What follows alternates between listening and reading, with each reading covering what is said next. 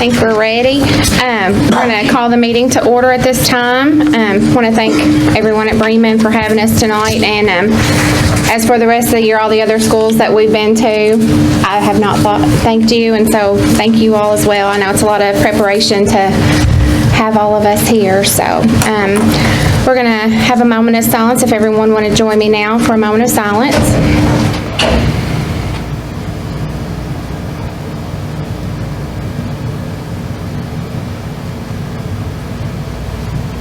Thank you. We'll now stand and say the pledge.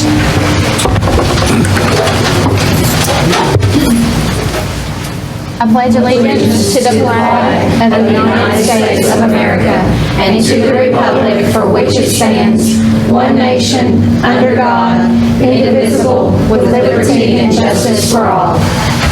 Thank you.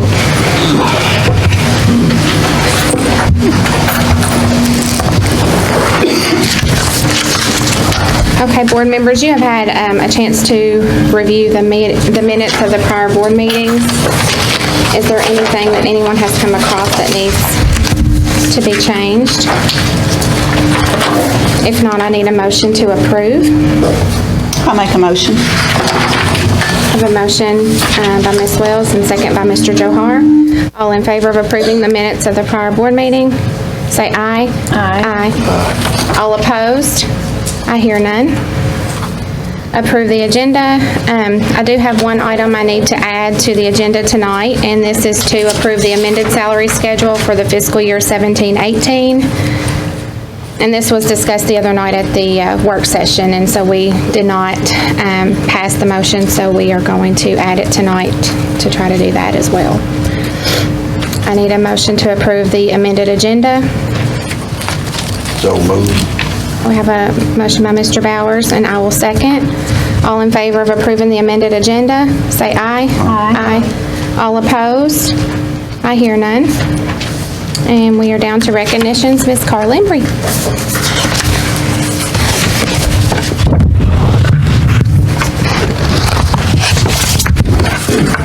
Sorry, Chef. Well, good evening, board members and you guests tonight. Our first recognition is going to go to actually two outstanding seniors, and they were no strangers to the stage this morning during the awards day. They were named several times. They have represented Muhlenberg County well in academics. Earlier this spring, Miss Lindsay Tucker competed in the individual category of future problem solving at the state level, and she placed second.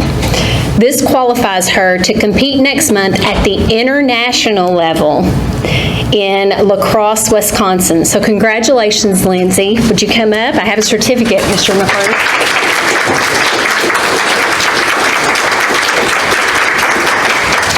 Congratulations. Thank you.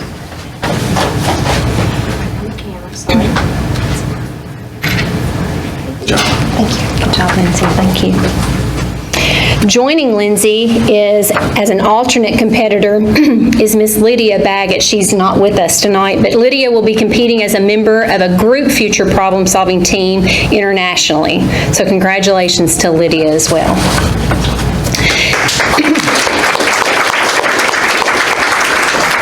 Next, on behalf of the Board of Education, one of our teachers has been selected as a 2017-2018 Hope Street Group Kentucky State Teacher Fellow. That is a big title. There is an application process that is very intentional, rigorous, and highly competitive. This teacher demonstrates an exceptional willingness to collaborate, perseveres, and problem solves, challenges her own assumptions, takes initiative and risk, and honors the perspective of colleague and decision makers. Please join me in congratulating Miss Kelly Melton for being selected as a member of this fellowship.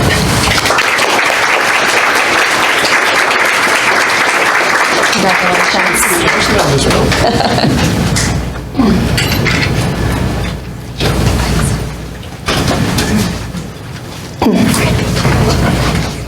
And then our final recognitions of this evening, I'm going to ask that Miss Penny Roberts come up and explain that to everyone.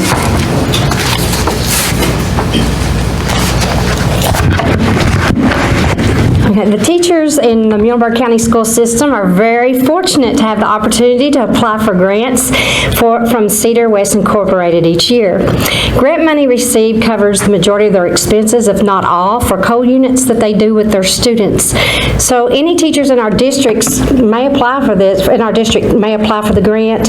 Grant awards are based on the number of teachers that apply from Muhlenberg and 4 other districts surrounding us. Individual teacher amounts are based on the supplies needed to teach their unit of study or the depth of their co-unit. So this year, Muhlenberg County had 34 teachers apply and receive the Cedar grant, so that's great. Grant amounts awarded ranged from $140 to $840 per teacher. So with Muhlenberg County being awarded a total of $9,964.51. So because teachers applied for this grant, 921 students in our school system learn more about coal and coal production. So in addition to receiving the grant, teachers have the opportunity to win prize money for their unit of study. Students may also win prize money by entering the shirt design contest, and you know Muhlenberg County has had a shirt design contest winner before. We didn't win it this year, but we have in the past. And then also they can enter their individual projects into the Cedar Coal Fair. So Muhlenberg County brought home $3,050 in prize money this year, so that's outstanding too. Cedar West Incorporated also fully funds field trips for the coal fair for teachers that request going to the on that field trip. So both the Renaissance Center and kindergarten teachers at Greenville Elementary took advantage of this great opportunity also. And I want to share a quick story of something that happened at the coal fair this year. Our kindergarten kids were walking around, they were looking at their projects and all the different projects that were submitted, and all of a sudden the teachers noticed that they were getting under the tables. And I thought, oh my goodness, they're getting a little mischievous. We're going to have to find out what's happening. When they looked into it further, they were like under the table in the crouch position with their hands over their heads. The siren, the noon whistle siren at Hopkins County had gone off, and they were prepared for the drill there. So anyway, we can thank our teachers for getting our kids prepared for drills, because ours nailed it at the Cedar Fair. All right, so at this time, we'd like to recognize those students and teachers who won prize money for their projects and units of study. Okay. As I call your name, would you, as a student, come up and we have a certificate for you, okay?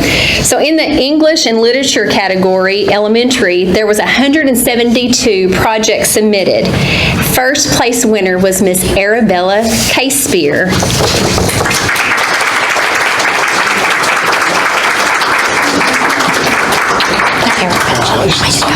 Put your back. Let's turn around this way. Good job. Good job, Arabella. Way to go, Arabella. And then for third place in the same category was Brady Newman.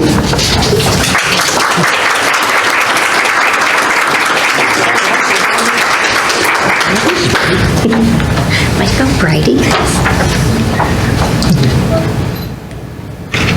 Good job. Okay, and then in the science category, there were 39 projects submitted. I don't believe he's here, but Tristan Bolton came in first place. Okay. In the art category, there were 109 projects submitted, and Ty Garrett placed first place. I don't believe Ty is with us. And Caroline Putman, is Caroline with us? No. Okay. She placed second in the art category. In the music category, there were 11 projects submitted, and placing second was Miss Amber Nanny.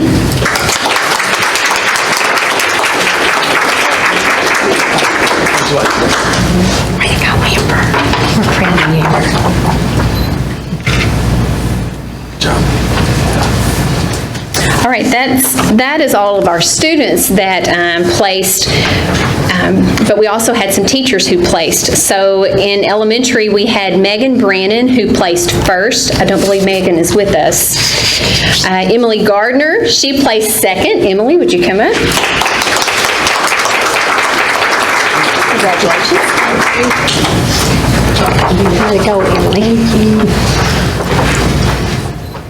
Good job. Thank you.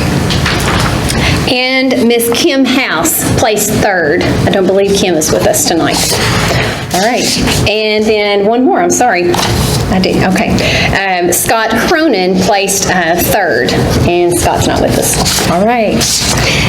I just wanted you to know that when they placed third, they won $100, the teachers and the students. If they placed second, it was $250, and first place was $500, so that was really good. Yes.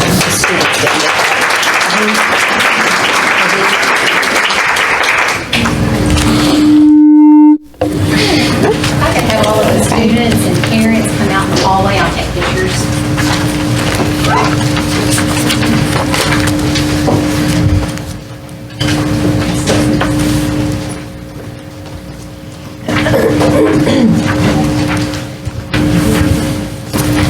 Okay, next we are down to the treasurer's report.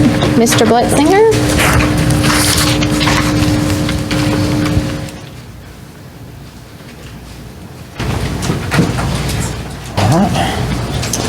Thank you, Chairman Rager, distinguished board members. Bringing you the financials as of April 30th, 2017. We'll start with revenues. We had a beginning balance of $20 million with a cash investment of $581,000 for a total of $20,586,000. This is down about $870,000 from the previous month. Our monthly receipts were $2.8 million. Those are up about $354,000 from the previous month. However, our receipts are down $329,000 from the previous year. Just as when we keep a running total, watching that. For a total of $23,422,454.06. This is down approximately $500,000 from the previous month. Our expenditures, accounts payable this month was $853,000. That's up about $145,000 from the previous month.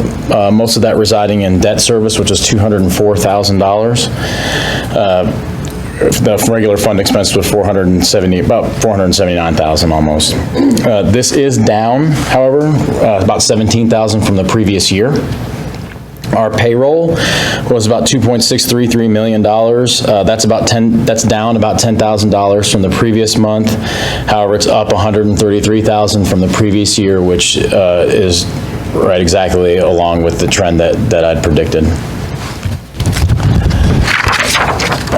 Of that, the payroll, gross pay was about $2.371 million, employee deductions of $822,000 for a net pay of about $1.549 million. We paid about $417,000 in taxes. KTRS payments were $283,000. County retirement was $144,000. Insurance items were about almost $87,000, and other payments were $152,000 for a total of about $2.633 million. The accounts payable breakdown, utilities expense accounted for about 12% of the overall payments at $102,718. Variable expenses were about 18.88% at $161,000. And fixed and mixed expenses, which are those that are sunk, and then some of them do vary with, the more you use them, there's a fixed cost up to a certain point, and then the variable costs kick in. That's about $589,000. So the accounts payable breakdown, total accounts payable, again, $853,236. Of that, the general fund was about $405,000. Special revenue, which is Fund 2, was almost $72,000. Debt service, again, $204,000. And food service expenses were at $171,734. And I did not click them up, sorry. The ledger balance at the end of the month was $19,353,000 with, again, $581,000 of cash investment, which is $19.9 million. Bank balance was about $19.88 million, outstanding checks of $534,000 for a cash balance of about $19.353 million. So that breakdown of that cash balance, about $17.9 million of that is general fund, which is down about $353,000 dollars from the previous month. Special revenue is about $73,000, which is down $127,695 from the previous month. Construction remained the same at $1.394 million. Debt service, that's at a negative $649,000. Again, that'll be replenished once we get our final FSPK payment. Food service is at $540,000, so it's up $40,000 from the previous month. Daycare is at $85,000, and it is down almost $6,000 from the previous month, and community education investments remain the same for a total, again, of $19.935 million, which is down almost $651,000 from the previous month. Extended financial picture, again, which a 6-month projection out to September would put the balance at about $14.7 million. Are there any questions? Any questions? Payroll, you mentioned that it was trending, it was up from what, this time last year? Correct. And so I know that there was the High Road grant that said, hey, by the way, we're going to decrease enrollment by 1% and 2% Correct. over the projection of the next 5 years. So elaborate on that. If it's what you were projecting, should we not be decreasing our payroll if our enrollment's going to decrease? Well, we have the same amount of teachers right now, you know, from when we did the raise, so that's where that increase is coming from, as well as step raises. The models that I do create account for decreases in enrollment. They account for the tax rates. They account for decreases in accounts payable or increases in accounts payable. So yes, I have accounted for all those things, and I still, again, we're trying to find the balance to where our ending balance at the end of the year is not growing exponentially, but to where projected out into the future, we're not dropping off precipitously. So that way, it's a fine line we're walking. And so it's not fair to see that continue to grow and grow and grow when we could be giving money back. And so that's why I'm trying to do that in a responsible fashion. Sure, I'm So- not against the raises, I voted for that, but I'm just saying if the trend is that enrollment's decreasing, what is the plan now? Even though we've returned some money, I mean, it's still. I've accounted for that, and there's also, planned, there's retirements that I account for in there. So, I mean, when those retirements occur, the ones that can be, that we're able to go on without backfilling them, we do that, we keep that salary out. That saves, approximately $60,000 total when you take the salary plus taxes and benefits annually. So I take into account all these different items. I plug in actuals every month and adjust as I go along, which I'll go over in the budget when I do go over the tentative budget. Next year, I did not slate for, I don't plan on asking for the 4% increase in taxes. But I have put in that model every other year. That way it gives us out 6 years, so a total of 3 in the next 6 years. But what that does is it allows us an opportunity to adjust if we need to, and it also allows us to back off if we have the opportunity to as well. So there's several variables that are accounted for and when I create the models. So, for instance, my model last year predicted SEEK dollars at about $19.6 million. The estimate that the state gave was 19.5. That's 99.45% accurate. So I'm pretty confident in my model. So I do take into account. Thank you. Thank you. Any other questions? I need a motion to approve the treasurer's report. So move. I have a motion by Mr. Bowers, and I will second. All in favor of approving the treasurer's report, say aye. Aye. All opposed? I hear none. On to payment of bills and salaries. Mr. Wetzinger. Thank you again, Chairman Rager.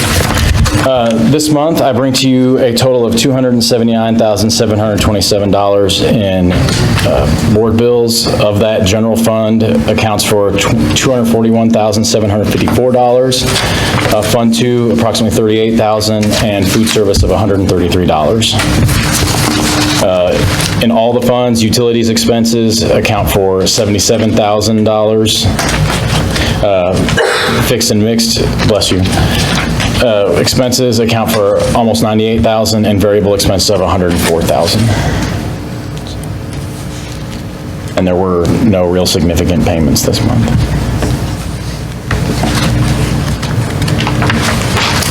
Okay. Is there any other discussion or questions regarding payment of bills and salaries? I move we accept the payment of bills and salaries. A second. Second by Ms. Wells. All in favor of approving bills and salaries payment, say aye. Aye. All opposed? I hear none. Thank you. Thank you. Payment of school bills. Board members, you've had a chance to review the school financials for each school. Is there anything that we need to discuss on that before voting?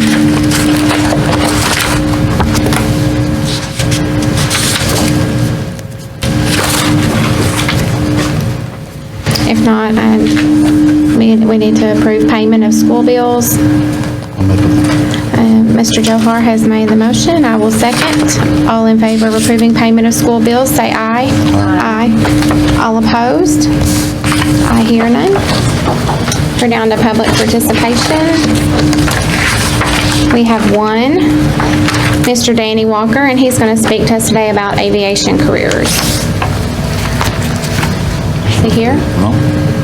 Is he not here? I guess he's not going to speak to us about aviation. And I don't know anything about it, so I'm not going to speak to you about it either. Okay, so we are moving along to the superintendent's report. I'm sorry, where is, never mind, superintendent report. I went too far in my book, sorry. Mr. McCarty. Thank you, Chairman. Rager, first thing I want to talk about is our attendance enrollment report. Mr. Freeman, you want to tell us where we're at on our attendance enrollment right now?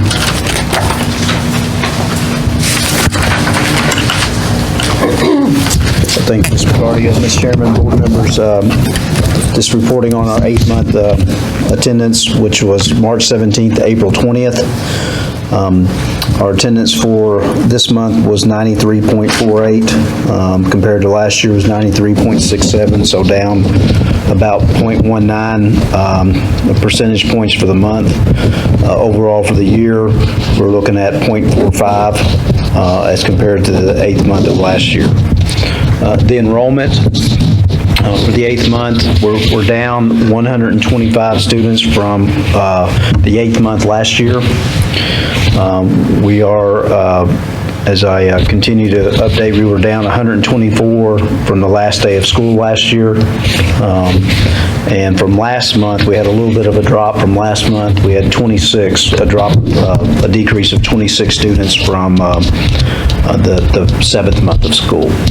I do have our 9th month, which ended today, so I'll be able to report to you that at our June meeting. But I was able to, because I think all year I've sort of been, our focus on where we are at the end of the year sort of gives us more of a guide on that. I do have those numbers. We had 4,705 students enrolled today, as compared to the last day of school last year was 4,838. So down from the last day about 133, which is about where we've been, just maybe a 3 or 4 more than we have been compared for each month. So I wanted to throw that out to you just because I've been tracking that. I don't think we're going to get a real picture. I just think, where we stand the first day of school next year, it's just one of those things that we're waiting and see. I hope that we'll be around the 4750 mark when school starts. If we're around the 4650 mark, then I think it gives us sort of know which direction we're going with that, there. So sort of a waiting game. Any questions? Thank you. Next, our annual Christian Resource Youth Center report. Kim Meadows is here to give us our annual update.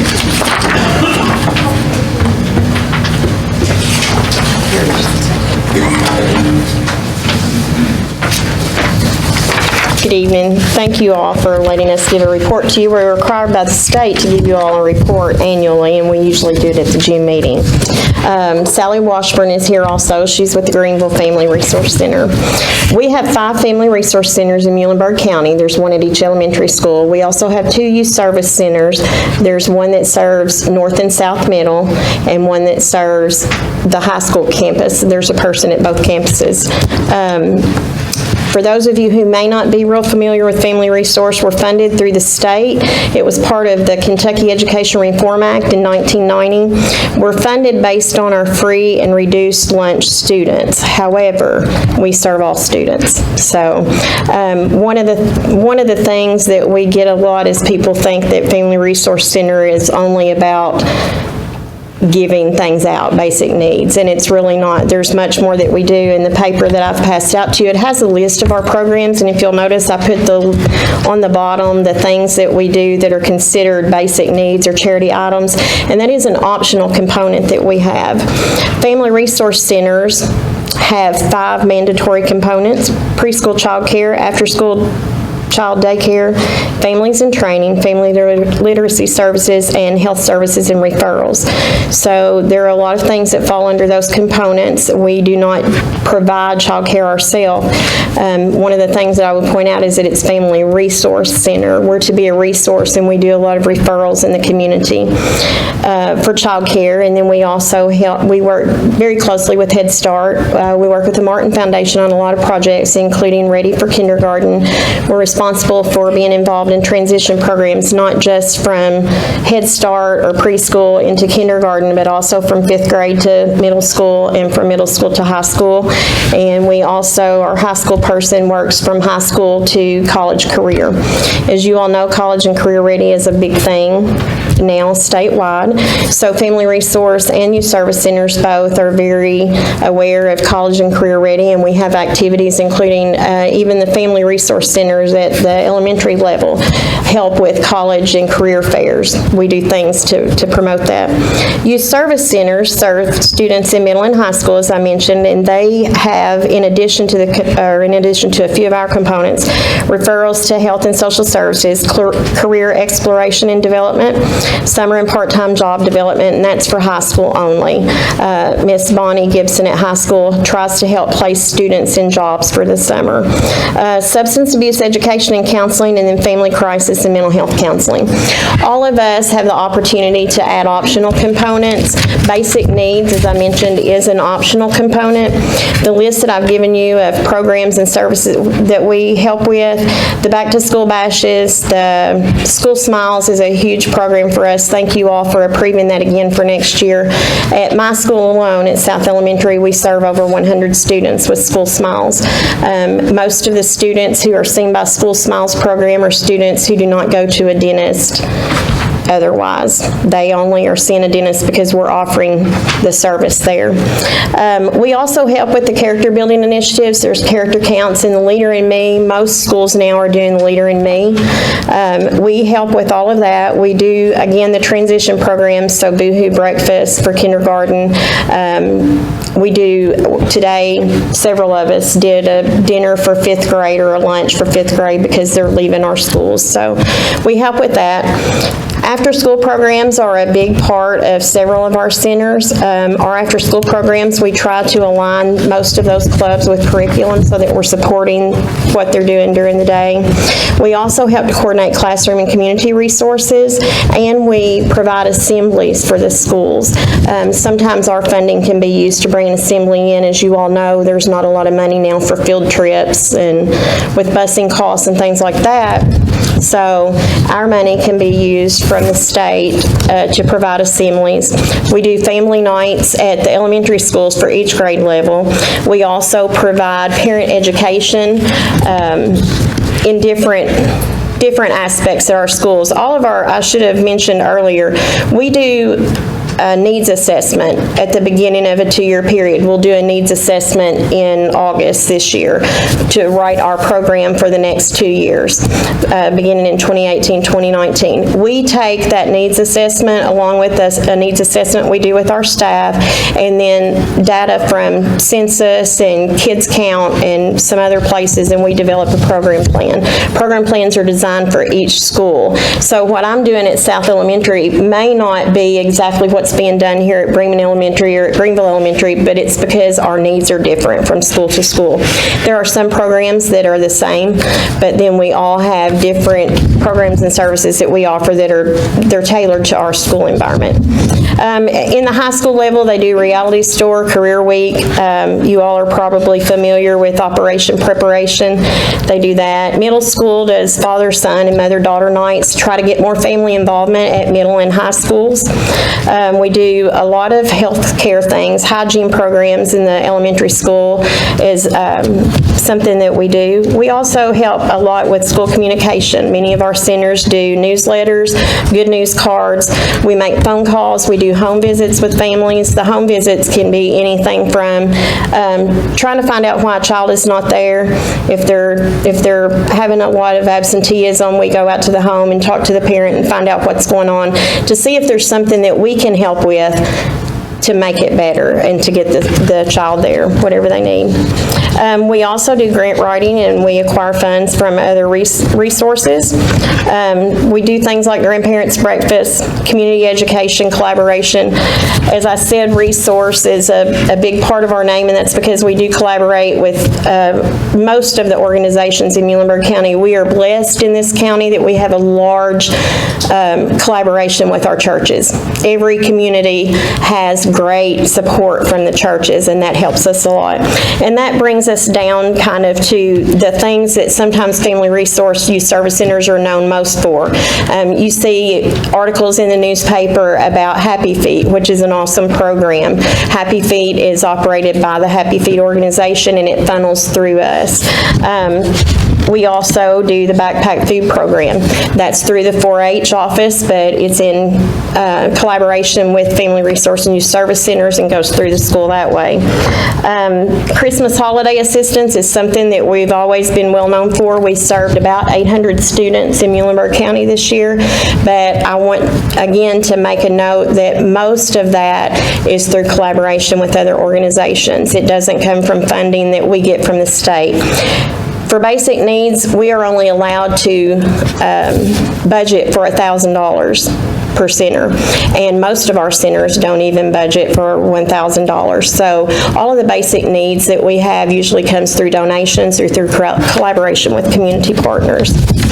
I have given you also a contact sheet in case you would like to know who your Family Resource Youth Service Center employees are. Erin Randolph is the coordinator here at Bremen. Marilyn Woodruff is at Central City. Sally Washburn is at Greenville Elementary, and I have to apologize, I failed to put Sally's cell phone number on there. It's 270-977-9696 if you all would like to contact her. Donna Gill is at Longest Elementary. I'm Kim Meadows, and I'm the coordinator at South Elementary. Jenny Jenkins is the coordinator for the middle school program, and she is located, her office is at North Middle. Susie Rice is her assistant. Her office is located at South Middle, but they switch offices 2 times a week, so there's a presence by the coordinator in both schools. Same thing with the high school youth service center. Bonnie Gibson is the coordinator, and her office is located at West Campus. Her assistant is Renee Kirtley. Her office is located at East Campus, but they also switch back and forth. And then you all know Penny Roberts, and she is our supervisor at the Board of Education. Do you all have any questions about Family Resource or Youth Service Center? Thank you. Thank you all. We appreciate your support. Kim. My last item is local facility waivers. Melly, can you come and get us up to speed where we're at on that?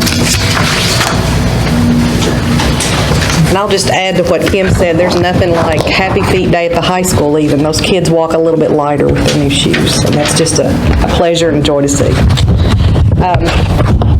Just want to kind of give you an update, if you will pass these down, please.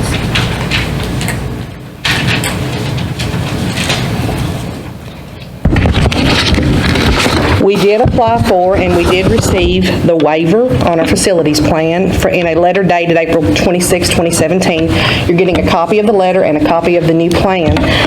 And basically, just to give you just a very quick update on that, our next submission, unless we have something that we need to change between now and then, will be June 2021. The copy is enclosed. If you notice on the second page of the handout, you'll see at the top it says waiver approved and the approval date. And then it also tells you when your next one is due. About it all. I'm so sorry. Okay. Thank you. You're welcome. I'm just going to stay up here. That's okay. Might as well. All right, that concludes my superintendent report. Are you going to go over the culture audit results? Well, I'm not going to go over what I'll discuss it just a little bit. Okay.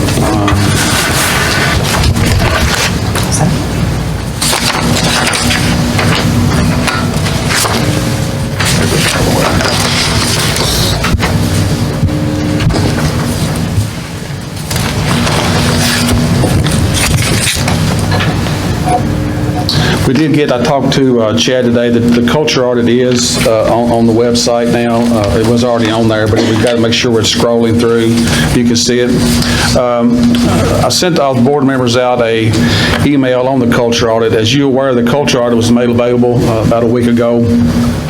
I'm really appreciative of the work completed by Boyd and his colleagues, and believe the culture audit could help propel the needed change in the culture audit performance of CCES. According to the results, there were 3 areas of focus. It was teaching and learning, relationships, public perception. I want to note that all the faculty and staff chose not to provide feedback in the online service, so the percentages are skewed just a little bit. But the big thing about the culture audit that I tried to do was, when I knew that I thought I was going to be here, was to try to use that as a tool to help improve the situation over there. The big thing that I need to do now as a superintendent is, just like I'm doing a lot of things in my office, I want to make sure I leave that on the desk for the new superintendent to make decisions on Central City Elementary. They've been doing a lot of stuff at Central City Elementary. When I talked about the 3 things that they were focusing on, that the culture audit focused on, was the teaching and learning needs. The staff in the central office with Penny began working with the KD novice reduction coach back in December 2016. Since that time, multiple trainings and meetings and observations have taken place to ensure high-quality teaching strategies are in place to meet the needs of our students who require the most running support. The CCES administrators have been required to submit walkthrough documentation to the elementary supervisor, which is Penny, to document teaching practices, learning targets, learning strategy, assessment for learning, and student engagement. Feedback received so far indicates that CCES staff are learning about valuable tools that not only impact the students who struggle, but also students who need enrichment activities to further advance learning. A thorough analysis of the test scores since 2013 is currently underway to determine the existence of patterns and strengths and weaknesses in assessment grades. The elementary supervisor is leading that charge, and she will be presenting findings to the CCS within the next 2 weeks. Additional finances resources have been diverted to CCES to provide additional trainings, materials for staff, school visits, writing strategies, books, energy bus books, and for voluntary book study. In addition, I believe the culture audit observation results will begin an awareness to the teaching staff of the importance and expectations of differentiated instruction and move beyond the task of basic recall, memorization tasks into higher order learning experiences. The principal, Ms. Higgs, is participating in the leadership challenge offered by KASA. This involved a 2-day initial training, and then there will be a 1-day follow-up session. The principal was also required to submit a school improvement plan right after the scores were released in the fall of 2016. Goals include strategies for improving culture, improving student writing, increasing combined reading and math K-Prep scores, novice reduction, and closing the achievement gap. These are only a few of the actions that were implemented at CCS at the time. In my opinion, relationships is the biggest area of concern. Having a trusting relationship between administrators, staff, students, parents, and community members is absolutely essential to creating a positive school culture. While I value the recommendations provided to the culture audit, I believe an item-level analysis reveals a diverse split between the staff opinions of the administration team. Some staff have a negative perceptions, while others have positive perceptions. For this reason, I believe it's very difficult to place the blame on a particular individual, and improvements takes the efforts of all stakeholders, not just one person. Public perception. Again, the principal-teacher relationship was mentioned in the public perception recommendation. This is a continuation of the relationship and trust issues present that no one can deny. Again, I will reiterate that improvement efforts will need to be made by all, not just one person. So the information that I got from the culture audit should be valuable to your next superintendent. As far as we got a lot of work going on at CCS right now to try to improve the situation. There's a lot of good people at work there, and there's a lot of good kids and parents there. So my goal with the culture audit was to get a snapshot what's going on there in the school. I've got that, and I will leave that culture audit on the desk of the new superintendent. Thank you. Okay, personnel actions, Ms. Melody.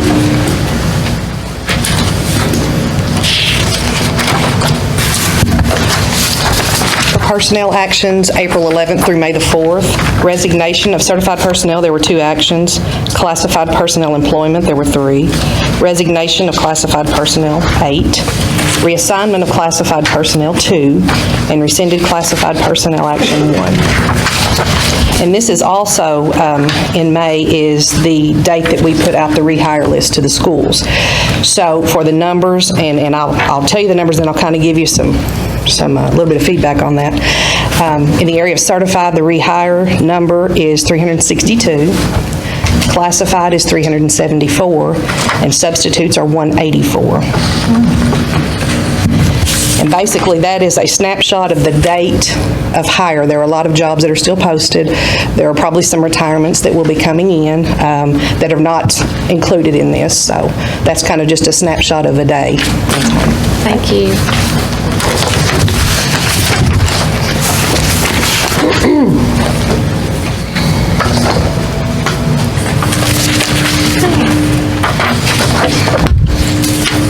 Down to board action items.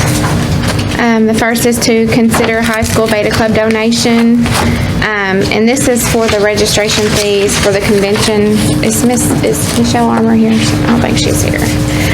Ms. Raker, she is not, but I did provide the handout to each of you all placed up there to list out the individual expenses and to answer Ms. LaBelle's question about the balance from last month. It is that they haven't been on the trip yet for the expenses to be paid out. So that's why it will continue to show a large balance even next month when you meet, because the trip will not have occurred yet. Okay, I know they had a couple more fundraisers scheduled, and what she had requested was just registration fees only, and I know because of some of their fundraisers having to be canceled, that they were having to, get a better idea, and some kids were not able to secure spots because they were not sure of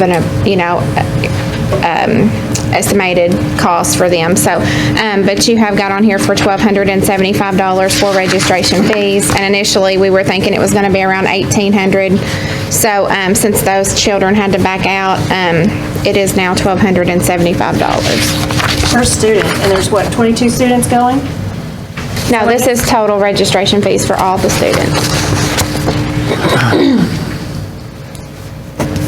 The number of students have dropped. So I can't recall, to be honest, Ms. LaBelle, how many are going now, but I do know it's small enough that we're able to use work vehicles. And then many of the parents are going too, so they are using alternate travel routes. For example, I know one parent who also is a teacher in high school, they're flying, so I think they're going to turn that. I think initially she had quoted me 55 students, and then she said some had canceled then, and then on this last email that we have in our board packets, 22 canceled from that. So I think there's around 30 to 35. Does that sound probably right? That should be pretty close to that. So, but it's $1,275 total, not per student. At the awards ceremony today, they presented some awards, and they spoke very highly of the Muhlenberg County group and what a strong organization we had and how well represented we were. So to me, going to nationals is a huge honor. That's approval here. Okay, so East Campus had, I think you're saying there's a different balance. It was 16,000 at East Campus for senior beta, because it looked like there were two different school activity funds. There Yes, wasn't. it'll still look that way next month and the next month after that. As explained at the work session, as a matter of fact, when you get your budget reports next month, which will reflect last year, you'll see that the balance at the junior-senior campus will be at $125, and I believe maybe even at the freshman-sophomore campus, maybe even closer to $18,000. But again, it would be because they continue to get more donations, more money, fundraisers, and they have not gone on the trip yet. Now, the 125 is already reflected on the West Campus school activity account, so. When I spoke to Ms. Harris, my financial secretary, yes. As a matter of fact, I sent the information, requesting for the information the night of the work session, and that was the information she shared with me. Thank you. Need a motion on this? So the recommendation is to approve $1,275 total for the cost of the registration for the high school beta club for the convention. I'll make the motion. Mr. Johar has made a motion. I will second. All in favor of paying $1,275 to the high school beta club for fees for their convention, say aye. Aye. All opposed? Opposed? We have an opposed for Shelley, and the motion passes. Opposed. I mean, there's no recommendation from the superintendent, and there appears to be funds. I know that it's important to go and participate, but we can't give to all the students, so, and all the organizations, so. Okay, thank you. Next is to consider $500 donation to high school academic team for fees for the competition. And this is in reference to an email from the English teacher and academic coach, assistant academic team coach. Do what? Yes, Ms. Anderson. They have had 2 students to qualify for future problem-solving international competition in June. These students will be competing with students from around the country and those in foreign countries at the University of Wisconsin in La Crosse, Wisconsin, in June 7th through the 11th. I think Lindsay is one of those that just got recognized. Is that correct? The cost of attending this is quite high. They are asking for possible assistance from the board in the amount of $500 to go towards paying what they are short paying for the trip for hotel and registration. They have raised or have enough money now except for $442.88, and they had asked for $500. Do we give them $442.88 or we give them $500? It's whatever you want to do. The recommendation was, to, they'd ask for $500, I guess, just in case they were. Give them $500 too. Okay, there's been It's a good thing. a motion to approve for $500. I'll second that. All in favor of providing $500 for the high school academic team for international competition, say aye. Aye. All opposed? Opposed. Same reason, I mean, we can't get to all. Ms. Bumps, I'm curious, does this come up in your site-based discussion about how to help these successful organizations at your school? I mean, like general fund or, there's other monies within the school. So I'm just curious, do you have a discussion about how y'all could, as a We share site-based? good news report each month about how our students win various awards, but as far as how the school helps, no, I personally have that conversation with the academic team coach, beta sponsor, however you want to refer to them, but I do have those conversations with them. And it is our belief, when we have those conversations, that early on, we obviously want the kids to be invested in everything, so that's when we begin the fundraising. And then I also talk to them about how I can help in other ways if it becomes necessary. Okay, so share with me when there's concessions from ball games, because there's athletic activity fund, and then there's concessions. So I would assume that concessions, does that go to your general fund, or how is that used? Can you elaborate on how we appropriate those funds? Concession funds are from athletic events, unless graduation, we're going to have concessions then, but I've explained to Mr. Hancock that he's able to use those in the athletic account. But the concessions have helped pay for buses this year, so that I would not have to use ADA.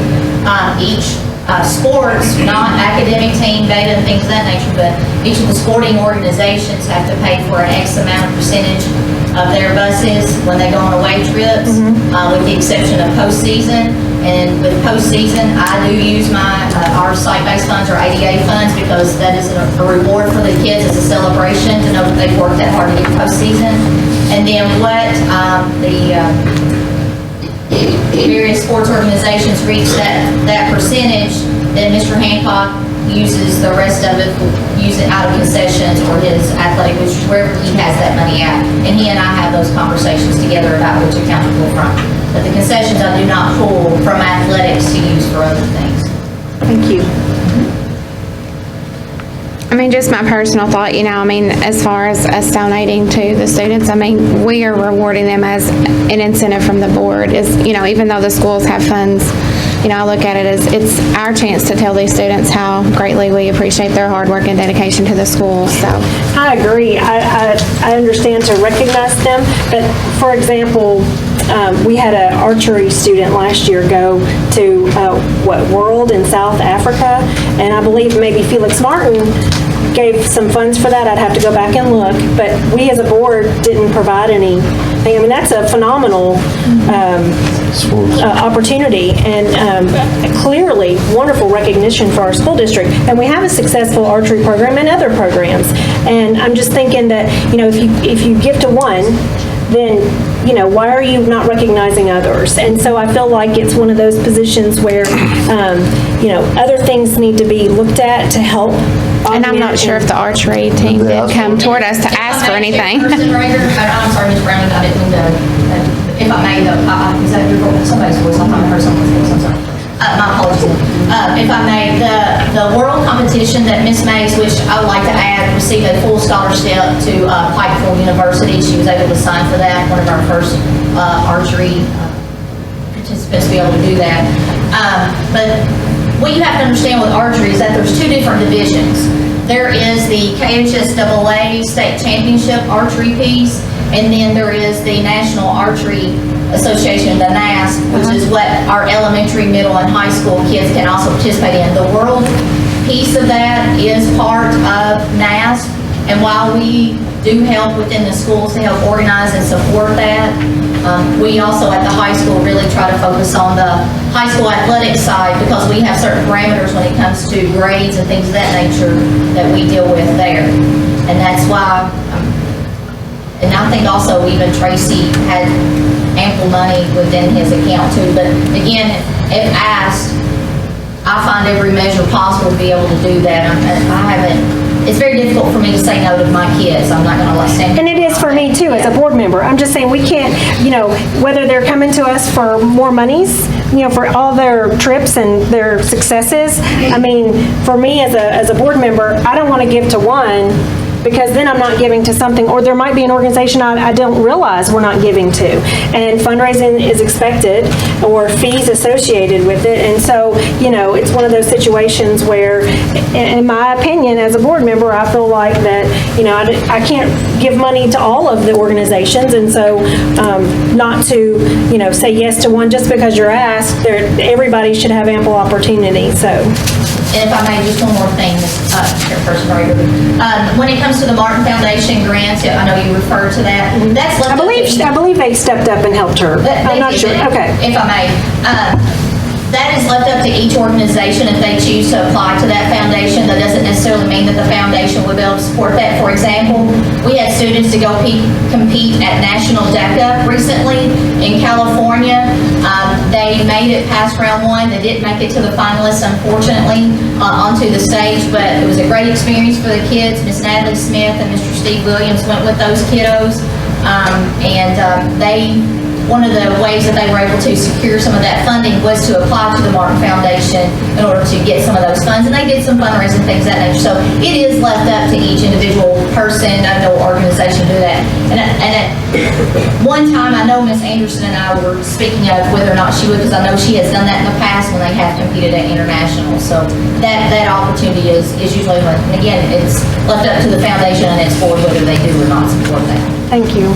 Thank you.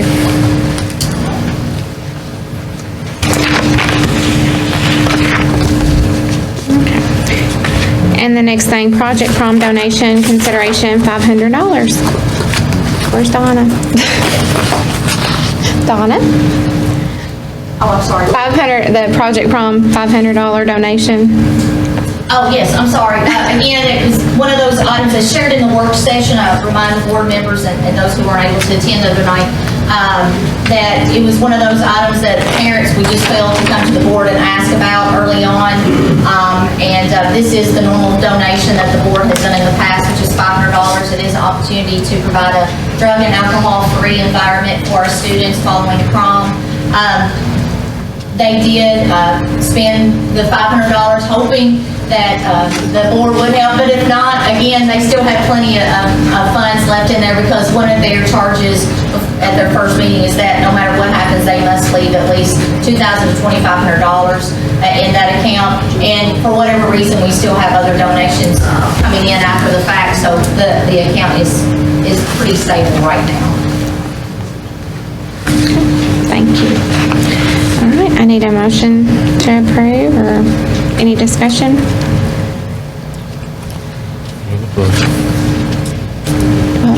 a motion. You make it. I have a motion to approve the $500 donation. Do I have a second? Second. Okay, I have, all in favor of approving $500 donation to Project Prom as done annually, say aye. Aye. All opposed? Opposed. And I just want to say, in each of these three board action items, there was no recommendation from the superintendent based on... The reason there wasn't a recommendation for the superintendent, it went straight to Ms. Rager. Went to me. Okay, so, okay, but usually there's a recommendation. And I would have recommended it to these kids. On the decision papers, there's usually a recommendation. Usually is, but when they go straight to Stephanie, that's, Yeah, I added these, had Randy to add these to the agenda, so. And I think it's just an opportunity, as we said, to make it all about the kids. We've got some room to do that now, so. That's why we're here, so. Okay, next down we have the approved community eligibility option for food service for 2017-18. Ms. Jo Cooper. I'm just coming to the board, Chairman Rager and board members, to ask that you would approve for the CEP for the next school year, and that is so that each child in Muhlenberg County can eat free breakfast and free lunch at no cost to the board. Anybody have any questions about anything? Make a motion. Okay, we have a motion by Mr. Johar. Need a second? Second. Second by Ms. Wells. All in favor of approving the community eligibility option, or you said provision, right? Food service for 17-18 year? Say aye. Aye. All opposed? I hear none. And next, consider declaring food service oven surplus property and authorized sale. I'm asking the board and Chairman Rager if you all would allow us to surplus an oven that is not in use, has never been in any use, so that we can sell it. We cannot use it in our school system. It was bought, I have a quote here, finally found. It was bought in 2013, and we can't use it, so. Do you know how much it was in 2013? The quote here is $9,089.97. And one of the things that happens with food service is sometimes we have too much money, and the state says, spend it. And so when this was bought, I'm sure that the director who bought it thought that it could be used.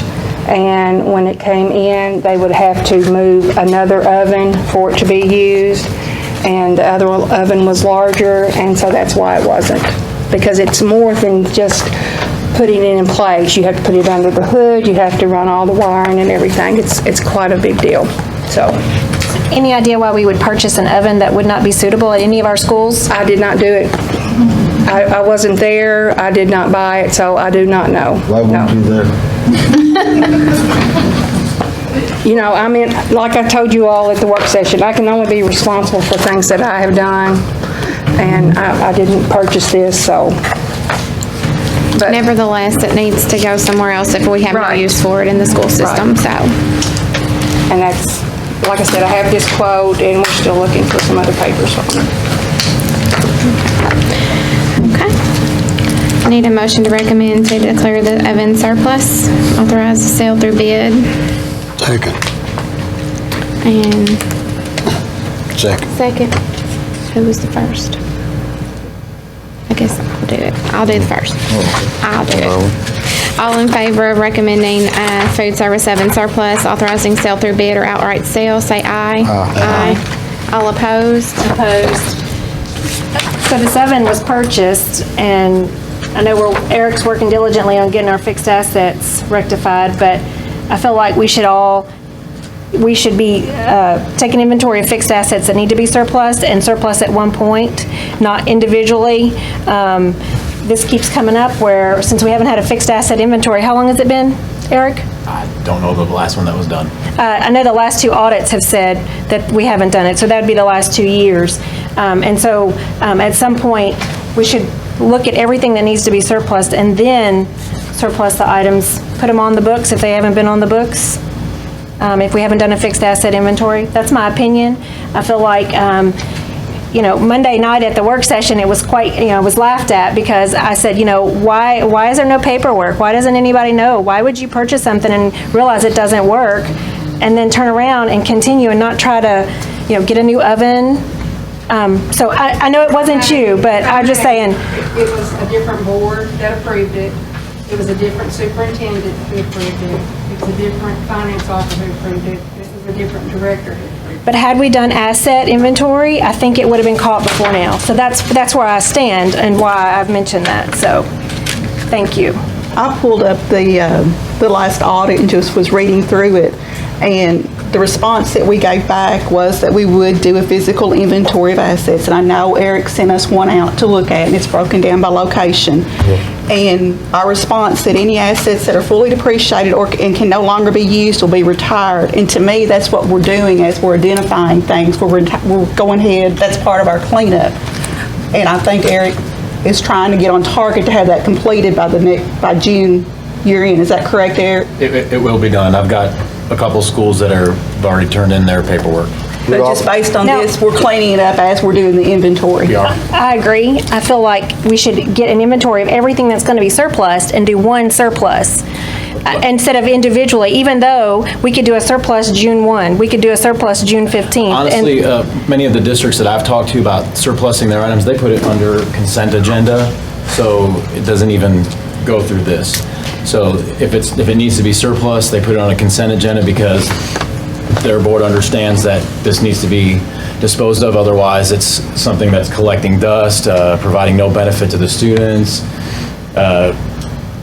Even if it's fully depreciated, it has no tax benefit. So most districts, they'll just put it on their consent agenda. But And I agree, going forward, we do need that detail on our asset inventory of what it is, and so we can easily look back, but we can't But that fix hasn't what's... been done, so that's what I'm requesting, is let's present everything that's going to surplus and do one surplus. That's my thought. So, but May I ask a question? certainly. I'm just wanting to understand. Shouldn't this been done in 2013? Well, if you go back through the audits, there's several years where we haven't done a fixed asset inventory. If it was purchased for North Middle, and I think it showed up, mentioned in the work session, that it was housed at Greenville, I believe our policy states there should be an inventory in the buildings every year, correct? there is an inventory, correct? There is Okay, an so- inventory that it's there, but what I'm saying is, shouldn't that been all taken care of in 13? Shouldn't that been in the minutes then? And I agree. I mean, if you want, they do their inventory, they inventory that it's there. Greenville Elementary does that. This oven is here, but it doesn't, we don't use it. They have pans that they have, but they don't use them. But they still inventory. It's been inventoried. It's just, when that was bought in 13, that should have all been taken care of then, I'm assuming. That's why I'm asking. But we haven't done a fixed asset inventory, is this right? That's correct. And Okay. the reason why a fixed asset inventory was not Does this done- fall under the fixed asset inventory? Yes, it does. Okay. But the reason why a fixed asset inventory was not done in the last 2 years is because we had a cash flow problem. Fixed assets, they're already purchased. It does not affect our cash flow. So my priority, which I've had this discussion with our auditors, and I fully stand behind the fact that I did not do a fixed asset inventory because we needed to make sure that we had cash. So that was my priority. I focused on that. I also, I've gone from the 13-14, had 5 findings, 1 material weakness, which is a weakness in the audit that says that had the auditors not found it, it would have affected our cash significantly, and that was not my audit, to the 2016 audit, which was 1 finding, which were the fixed assets, and 9 comments. So I've gone from 5 findings and 21 comments to 1 finding and 9 comments. I stand behind that all day long. Thank you. Thank you. You want me to stand and clap for you? If you'd like. I'm gonna go get my baseball bat. Okay, next on the agenda, we are going to consider creating 2 part-time teaching positions, 3 days a week. 1 is math, 1 is science at the Renaissance Center. Ms. Browning.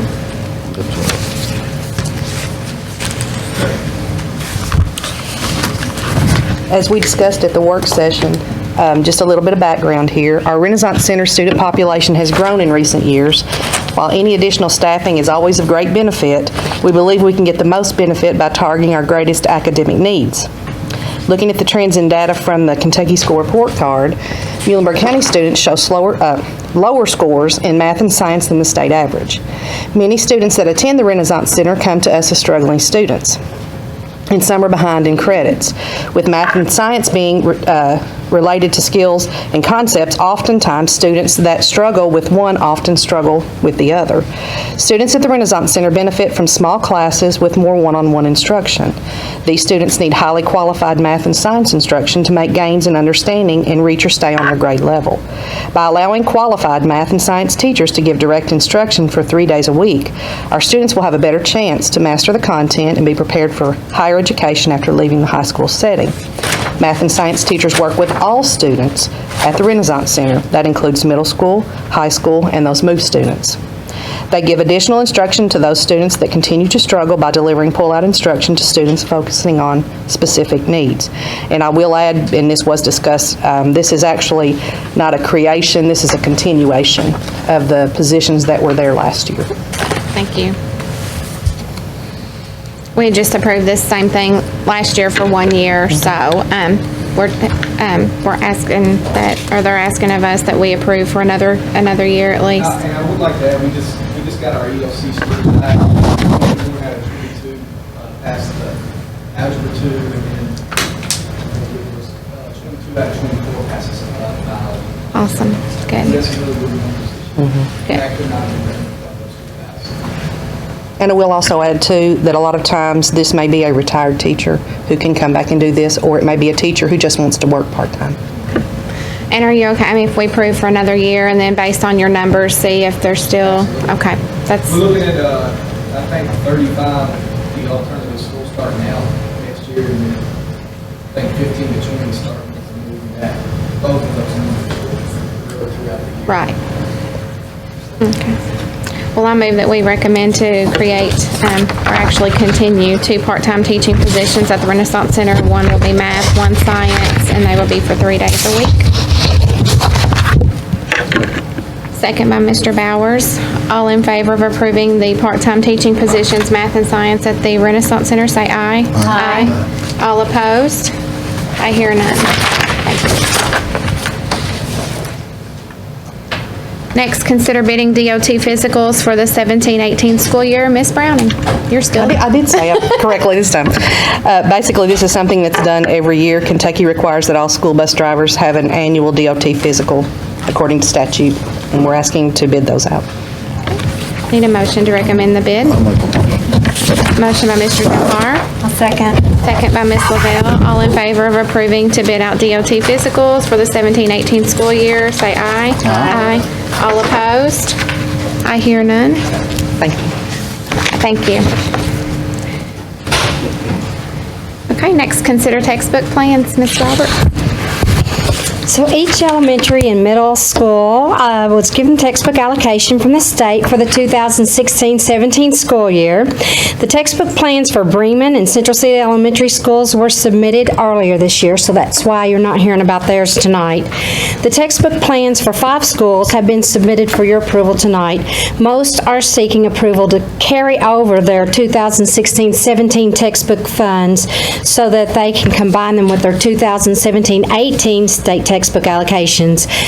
It's very expensive to purchase textbooks, and even when they combine 2 allocations, they often can't buy for an entire building. So these are what each of the schools are asking for. Greenville Elementary School is seeking approval to carry over $16,629.35 so that can be combined with their 2017-18 textbook allocation. Longest Elementary School is seeking approval to carry over $14,382.64 so that it can be combined.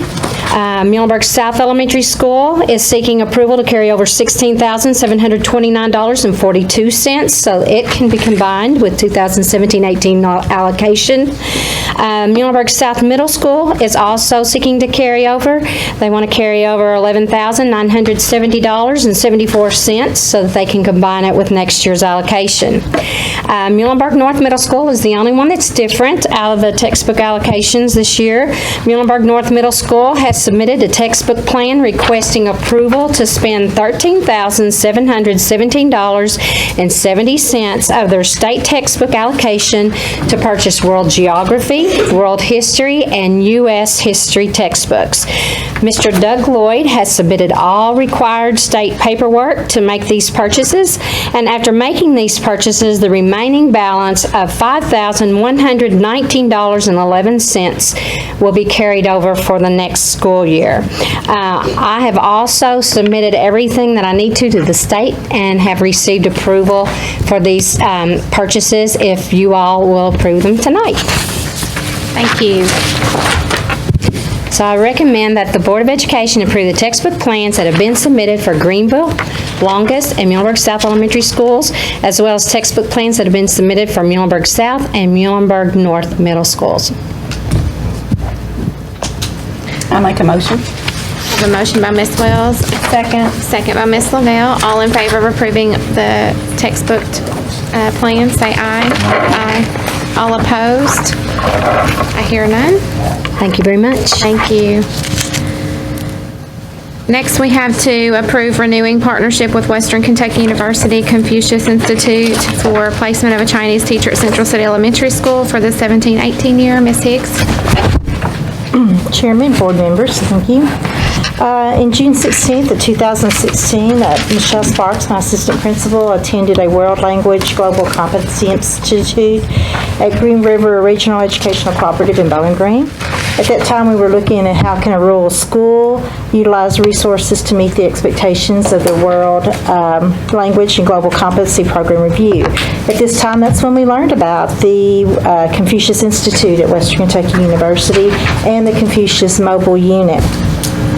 In February of 2016, we hosted the Confucius Institute's mobile unit along with 3 Chinese teachers who spent 2 days with our students talking about the Chinese culture and the Chinese language. And that was in kindergarten through 5th grade. And children learned to use chopsticks. They learned how to write Chinese symbols. They learned about Chinese customs, and it was a very eye-opening experience for our students. And the Confucius Institute then contacted us about expanding their program westward. And because of the positive relationship that we've had with them, we were contacted about partnering with them to place a Chinese teacher in our building for this past school year, or the school year that's just ended, at no cost to the district. So in June of 2016, the Board of Education did approve that partnership between Central City Elementary and Western Kentucky University's Confucius Institute. So in August, and I'm going to butcher her name, I'm sorry, I'm not learning as quickly as the children on the Chinese language, but it's backwards. They do their last name first, but Zhang Zhuan, we call her Karen, arrived from China and began her American teaching career at Central City Elementary. And the students have learned a great deal about the Chinese culture as well as how to speak the Chinese language. She has served all students K through 5 on a rotational basis, and she's also served our Head Start students and our preschool students. She has essentially been an employee of the Central City Elementary School and the Muhlenberg County Board of Education. She works 37 and a half hours weekly with 25 contact hours as specified in the contract. She's participated in bus duty and other duties just like an American teacher in our district. And she did last year receive a 1-year Kentucky Teaching Certificate. She did not choose to go ahead and work on her master's degree over the course of this school year. Thus, if she returns to Central City next year, she would return as a classified member of the staff. She would teach directly under the supervision of a certified teacher. However, we have put that in place for this school year is because without meeting her, we did not know what kind of language barrier there may be when she entered our school. So that took place this year anyway. So we would like to continue our affiliation with the Confucius Institute, but in a little bit different manner. We would like to apply for a Confucius Classroom. And the Confucius Classroom is a grant for up to $10,000 that's given each year used to disseminate the Chinese culture. Presently, there are 16 schools participating in the program. Franklin Simpson District, Barron County, East Hardin Middle School, Cloverport, Bowling Green Independent Schools, St. Francis High School in Louisville, St. Francis Elementary in Goshen, Logan County Schools, Butler County Schools, Owensboro Davis County Schools, Trinity High School, Kentuckiana Chinese School, the Housing Authority of Bowling Green, Boyle County Schools, the Gatton Academy of Math and Science, and the Field Elementary School in Louisville. These funds can be used to pay program fees to support the Chinese teachers, for supplies, materials, field trips, any way that would help support the dissemination of the Chinese language and culture in that program. Funds are transferred into the Confucius Institute at WKU. Items are purchased through the school district and then submitted to the Confucius Institute on a reimbursable basis. The teacher fee would come off the top. The cost of an uncertified teacher, which is what Karen would return to us as, would be $6,000. Those funds are deducted immediately from the Confucius Classroom allocation, and then the balance is available to the schools to use at their discretion for instructional materials and field trips. She is supposed to have a dedicated classroom. This year she used the office space off the library as her area, and we would continue that, but also utilize the library as well, which she has done this year anyway and used to decorate in items. We have kites and lanterns and things like that in that area as well. So that space is already being used in that way. The only difference would be the Confucius Institute would provide logos to put outside their official logo because it would be a Confucius classroom to mark that space. The contract period would be July 1 through June 30th or the end of the semester, whichever comes first, and it would be throughout the year for us. And the partnership can be ended at any time by either party. Other than that, there is no commitment from the school or the district. This year, the teachers from the Handband Confucius Institute generally do not drive, and the schools have been in the past responsible for helping to provide them with transportation. However, she secured her Kentucky driver's license this school year and has purchased her own vehicle, so that's not an issue any longer. We did help her find suitable housing. She has the opportunity to renew that contract for her apartment, or she can find other affordable living for which she is responsible. So again, this is a unique opportunity for our school to continue this program. I think you'll see later in the agenda that Mr. Rager is applying for that. So our current 5th graders, or actually I guess the other 6th graders officially today, who have learned so much will have the opportunity to continue that program at the middle school. So I'm excited about that. And I'm really amazed at how quickly, especially the younger children, have picked up on the Chinese language. So we're very fortunate at Central City, not only have our students been exposed to the Chinese language, they're also exposed to American Sign Language on a daily basis. And instead of saying, stop talking in the classroom, some of our teachers have to say, stop signing in our classroom. Because some of the students are getting very good at communicating without making a sound. So we would like to request that contract be approved. I've asked several of your students as they come in as patients, and I've asked them about the Chinese teacher, and they all have said positive things. So I think it's a good thing for the students. Make a motion. I'll second. All in favor of approving the partnership with Western Kentucky University Confucius Institute for the classroom at Central City Elementary School for the next school year, 17-18 year, say aye. Aye. Aye. All opposed? I hear none. And next is to consider a partnership with the Western Kentucky University Confucius Institute for placement of a Chinese teacher at North Middle School for the 17-18 year. Mr. Rager. Chairman Rager, Board. I won't rehash everything that she said, but I met with Charles Prophet on March 1st, and he is the WKU coordinator with the Confucius Institute. And what we'll do is a little different, whereas we'll have a certified teacher. It will be at no cost to the district, but the maximum money for the school will be $3,000, where some of it could be taken from the $10,000 grant. So that's something but like I said, the maximum for the certified would be $3,000, but it would be no cost to the district. It would be I took it before the SBDM, and I really was fortunate that one of my parent reps teaches at Central City Elementary, and she was very complimentary on the process and everything, and how the teachers perceived the teacher, and she really highly recommended that we went through that.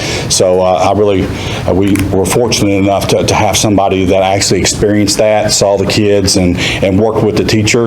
I spoke with Ms. Higgs, and Ms. Higgs said that it's something that, when she told me she was going to renew, then I'm like, well, okay, that kind of answers the question on if that's something that we want to do moving forward. So, and again, it'd be a $10,000 grant, and first year they used most of that, but then as far as coming in, there's all kinds of documents and everything that's going to come out of that money, but the next year, in year two, if we was to renew that, then there would be more of the money that could be spent for field trips and things like that. But it would be from July 1 to June 30th is the contract.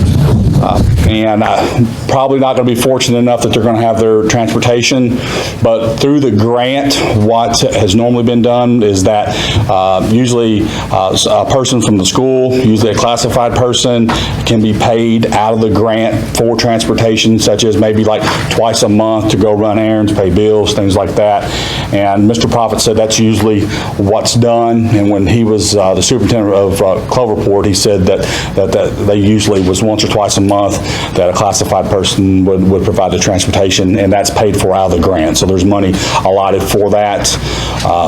And my staff, we're already, we know that we're going to probably have to help, allocate some as far as housing goes, and maybe help, furnish an apartment or something. So we're kind of looking ahead and doing that as far as being proactive at that point. So, but I talked to when Central City Elementary came for their visit to North Middle. I discussed with them, they asked about classes and things, and I discussed with them the possibility of continuing the Chinese class, and they, like I said, they were really excited that we can move forward and they'd have opportunity to expand upon what they had at Central City and expose the other students that'll be coming in from Longmas and Bremen. So I just ask for you to consider for us to go in a partnership with WKU and have the Confucius classroom at North Middle. Do you have any questions for me? I think Ms. Higgs, I'm glad I went second because I think Ms. Higgs pretty much explained everything, and thank you. I make a motion. I'll second. I have a motion by Mr. Johar, second by Ms. Lavelle. All in favor of approving the Confucius Institute for the North Middle School for the 17-18 year, say aye. Aye. All opposed? I hear none. And next we have to consider the tentative budget. Mr. Bletzinger.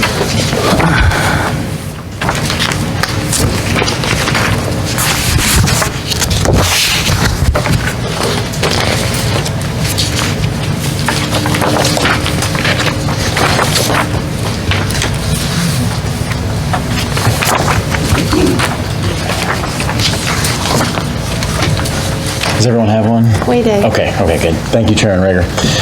Distinguished board members. Tonight, I'm bringing to you the tentative budget for the fiscal year 2018. Just a brief review over what we're going to discuss this evening. I'm going to talk to you about SEEK funding, revenues, a review of our revenues, and our expenses. So SEEK funding. SEEK funding, it's given on a per pupil basis. It's an annual expense. It's our largest source of funding for the district. And it's adjusted through different factors. Those factors can be enrollment, which was something we discussed earlier, number of at-risk students, which is the free lunch, home and hospital students. There are some students that receive schooling from home, and those are adjusted up. Exceptional child, transportation, and limited English proficiency. Those affect various parts of the per pupil basis. So the current amount is $3,981. Those other factors I just discussed with you, they usually adjust it up a little bit, so that's where we kind of come up with the $4,000. I know it's $19 right difference, but it does make a difference when we start getting into larger numbers. The state has indicated that the current amount, they do expect that to stay the same for right now, so we can continue to plan on that for right now. So we haven't received anything that says otherwise. Again, this is affected by our ADA. And this is adjusted mid-year. Every year, they'll come back to us with a final allocation. This can be adjusted up or down if the funding does fall short. So this year, the funding was adjusted down about $80,000 a couple months ago. So again, those carry out over the last few months of the year. And again, this is calculated by the state. So what we do is we provide them our estimations on where we see enrollment going. They also look at our previous enrollment, and we kind of come to an agreement, so to speak, and say, this is where we think it's going to be. The state comes in and says, no, we think you might be here. So that's where we go and we have those discussions with them. So the first year I was here, we'd been trending at 1% decrease in enrollment, and then that first year we had a 3% drop in enrollment. So I mean, it affected us significantly. So which is why moving forward, I haven't accounted for those. So in my models, I've said 3%, 3%, 3%, and then drop down to 2% thereafter. So eventually there's going to be a floor to that, or else I'm hoping there is, but I've tried to account for that whenever I've built my models. So the revenues for all funds. Our general fund is about $54,527,000. Of that, there's about $14.5 million that is our carryover balance from the previous year. Community education is at $618. Daycare is about $301,000. Food service is almost $3.6 million. Our debt service is at $3.88 million.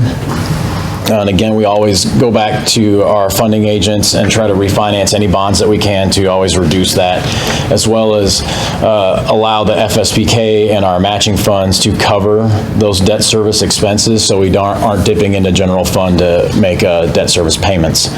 Construction fund is at zero.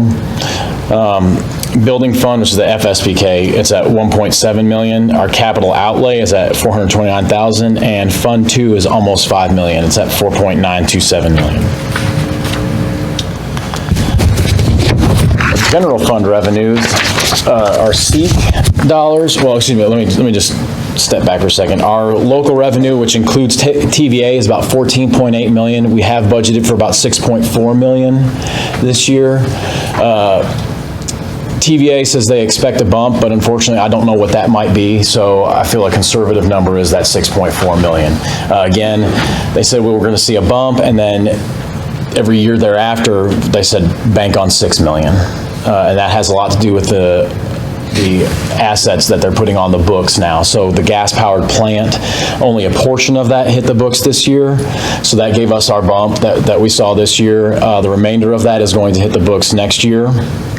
And so we'll see a bump from that as long as sales remain the same. TVA funds are calculated based on sales and of a 9-state region.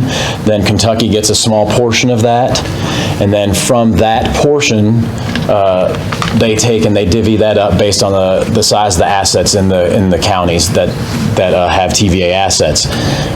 Fortunately for Muhlenberg County, we do have the largest plant and the most amount of assets, so we get a significant chunk of those funds.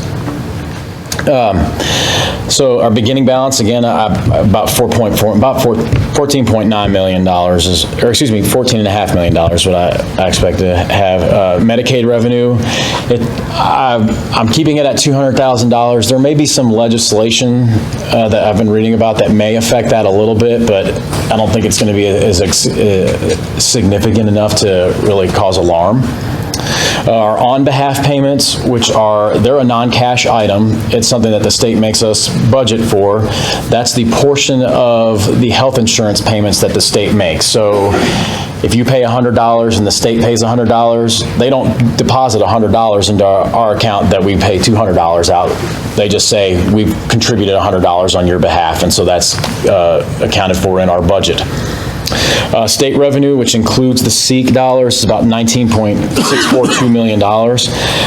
So our SEEK revenue is about $19.5 million. $19.5 million coming up. That's down about $611,000 from last year, which reflects a 3% reduction, which is kind of where the state and I came to an agreement on when we said, okay, that's what I think we can work with. What I did confirm with the state is that I guess my question for the state was, what happens if we don't realize a 3% drop in enrollment? Have I shot ourselves in the foot? And they said, absolutely not. So should we not realize a 3% drop and it's 2%, our SEEK funding will adjust up, which is a good thing. And so that way we can conservatively budget, but if it goes up, that gives us some wiggle room in the future. Local revenue, as I mentioned before, there's no tax increase, so I've budgeted about $7.116 million in our local revenue for general fund revenues. General fund expenditures. Instruction is about $22.7 million. Contingency is about 10.8 at this time. That's about 19.96% in our contingency. Again, this is where I'm trying to walk that fine line to where I'm not having that so large, but I still have to cover any unforeseen expenses since we cannot bond, and also make it so that we can give funds back and provide quality education and have enough funds for students as well. Food service operations at $51,800, community service $471,000, transportation about $3.78 million. Fortunately, fuel costs have been staying relatively stable, but I do try to account for having enough funds in there to keep our aging fleet operating. So our bus garage, I can't say enough good things about them. They do a fantastic job keeping the buses that we have on the road and keeping them operational. Student support service, about $1.579 million. Instructional staff support is at $917,000, and district admin support is about $1.889 million. School support is about $2.563 million. Of the significant expenditures, as we discussed in the work session, I've accounted about $1 million for 2 boilers and 2 cooling towers at East and West Campus. About $190,000 to $210,000 has been budgeted in transportation for 2 school buses. I tried to shoot a little high on that just to make sure that in case the bus prices fluctuated, that we had enough to cover it and we didn't under budget in that respect. The KU rates, they're set to increase about 6%. but I anticipate keeping our consumption as flat as possible and still implementing more ways that we can reduce our energy usage. I've included the 3% salary increase, and that is 77.86% of the budget. That's reflected on that summary that I gave to you. But the other thing I did want to make a note of, which is actually, we've improved in terms of without TVA. So I've taken, if I take TVA funds out and our beginning balance out, salaries account for 95.38% of our budget. When I started, that was at 99% of our budget. So we had 1% wiggle room. Now we at least have 5%. So, that's a good thing. It gives us opportunity to adjust moving forward. That's really what the goal was in terms for that. So are there any questions?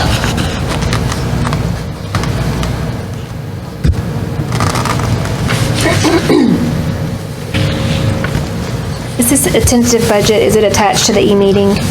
It is. Okay.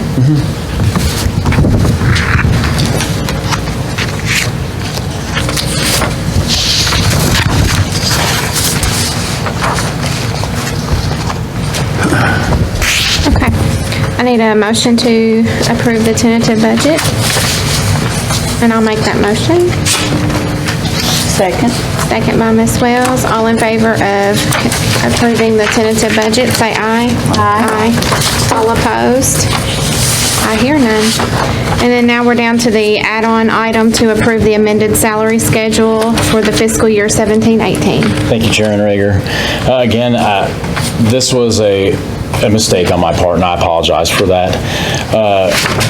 It was on one page of our salary schedule on a monthly wage, was for column 1, for the years between 10 and 25 years. That was some of the data that I did provide to you in my original proposal, and what I failed to do was save the correct grid, and I apologize for that. So the new grid that you have received does reflect those salaries, and the idea was that, the lower salaries were not adjusted because it was to give incentive for those guys to stay. So we have lost 2 of the tech guys already this year, and so the ones that we have are wonderful. And they're very, very, very qualified. And so we did adjust those. And then the other one was column 13, and it's a 100% Felix Martin Foundation funded position. And what I did on that was that, unfortunately, in years 0 through 14, it went up, and then at 15 through 19, it dropped.